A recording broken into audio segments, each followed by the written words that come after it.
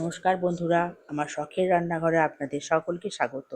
আজকে বানাবো ইলিশের পাতুরি। তার জন্য নিয়েছি 3 পিস ইলিশ মাছ, আর নিয়েছি কাঁচা লঙ্কা আর সর্ষের বাটা।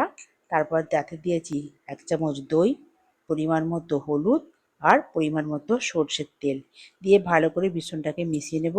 তারপর মাছের মধ্যে হলুদ গুঁড়ো দিয়ে হলুদটা ভালো করে মাখিয়ে নেব। তারপর মিশ্রণটা মাছের মধ্যে দিয়ে ভালো করে মিশিয়ে নেব। মিশিয়ে নেওয়ার পর 15 মিনিট রেস্টে রেখে দেব।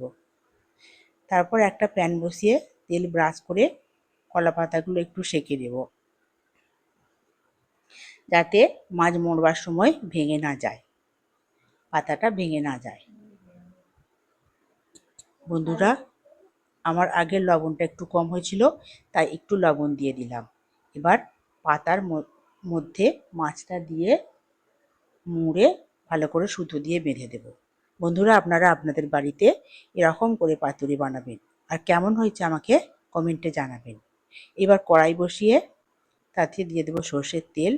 তেলটা গরম হয়ে গেলে মাছগুলো দিয়ে দেব। আঁচটা কমিয়ে দিয়ে একটা ঢাকনা দিয়ে ঢেকে দেব। 10 মিনিট পর ঢাকনাটা খুলে মাছটা উল্টে দেব। উল্টে দেওয়ার পর আমি আবার ঢেকে দেব।